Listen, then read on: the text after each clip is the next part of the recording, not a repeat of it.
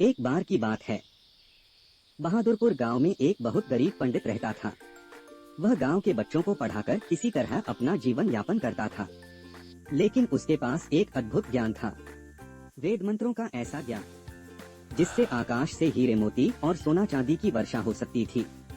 परंतु यह मंत्र तभी काम करता था जब नक्षत्र, चांद और सितारों का एक विशेष योग बनता था, जो साल में केवल कुछ ही मिनटों के लिए आता था। और उस सही समय का पता लगाना पंडित के लिए बहुत कठिन था। इसीलिए वह अक्सर आसमान की ओर देखता रहता, लेकिन कभी सफल नहीं हो पाता। गरीबी से तंग आकर एक दिन वह अपने शिष्य के साथ शहर की ओर निकल पड़ा। रास्ते में उन्हें एक घने जंगल से गुजरना पड़ा, लेकिन अचानक डाकुओं के एक गिरोह ने उन्हें पकड़ लिया।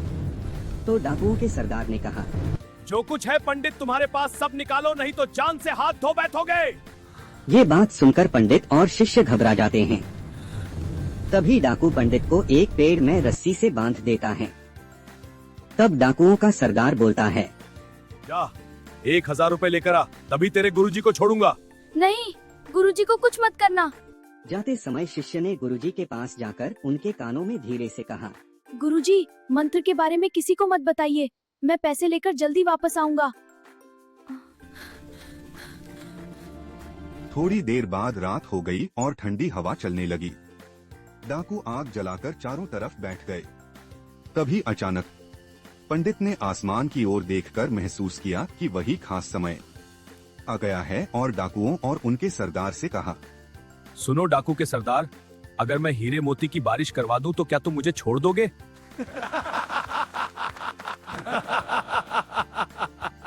लगता है पंडित ठंड में पागल हो गया है। ठीक है, करो हीरे मोती की बारिश। पंडित ने जोर जोर से मंत्र पढ़ना शुरू किया। ओम दिव्य धन वर्षा, ओम दिव्य धन वर्षा। कुछ ही क्षणों में आकाश से हीरे मोती और सोने की वर्षा होने लगी। यह देखकर डाकू चौंक गए और जल्दी जल्दी उन जवाहरातों को अपने थैलों में भरने लगे।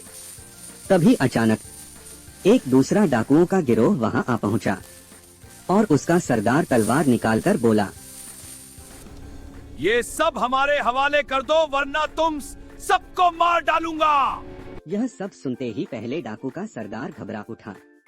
उसने बिना एक पल गवाए उस बेचारे पंडित को दूसरे डाकुओं के सरदार के हवाले कर दिया और बोला, इसे ले जाओ, यही जानता है हीरे बरसाने का राज। ये पंडित जानता है मंत्र, आसमान से हीरे मोतियों की बारिश करवाना। ओ पंडित, जल्दी कर, फिर से हीरे मोती बरसा, वरना मार डालूंगा। यह सब सुनकर पंडित डर गया और डरते डरते उसने दूसरे डाकुओं के सरदार से कहा, वो मुहूर्त चला गया, अब नहीं हो सकता। ऐसा समय साल में सिर्फ एक बार आता है। यह सुनकर दूसरे डाकुओं का सरदार गुस्से में आ गया।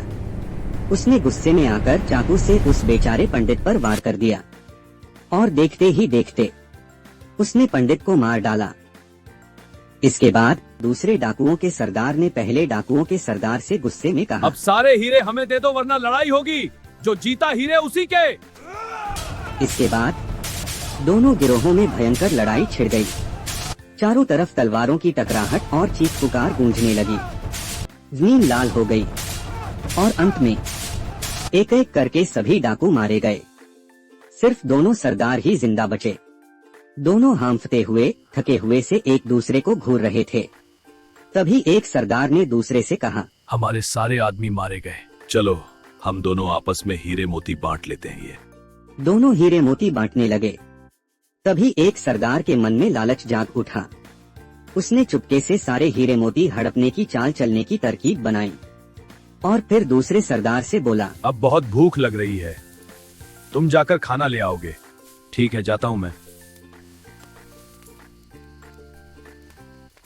जब पहला डाकुओं का सरदार खाना लेने चला गया, तब दूसरे सरदार ने धोखे से उसे मारने के इरादे से पेड़ के पीछे छिपकर इंतजार किया और बोला, ये सारे हीरे अब सिर्फ मेरे होंगे, जैसे ही आएगा मैं उसे मार दूंगा। वहीं दूसरी तरफ खाना लाते समय उसने भी दूसरे सरदार को मारने की तरकीब सोच ली।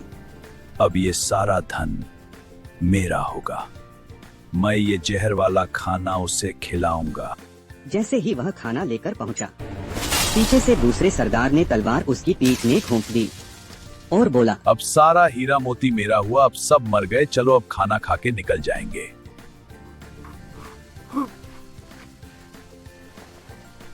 ये क्या हो रहा है? और कुछ ही क्षणों में सब लालच करने वाले मारे गए। सुबह हुई, शिष्य पैसे लेकर वापस लौटा और यह सब देखकर हैरान रह गया। चारों तरफ लाशें पड़ी थीं और उसके गुरुजी भी वहीं निढाल पड़े थे। यह दृश्य देखकर वह स्तब्ध रह गया और सोचने लगा मन में, लगता है गुरुजी ने वो मंत्र सबको बता दिया था। डाकुओं ने धन पाने के लालच में एक दूसरे का खून बहा दिया और अंत में कोई भी उस धन का आनंद नहीं ले सका। इस कहानी से हमें यह सीख मिलती है, जब इंसान जरूरत से आगे बढ़कर लालच करने लगता है तो वह सिर्फ धन नहीं, अपनी समझ, अपने रिश्ते और अंत में अपना जीवन भी खो देता है।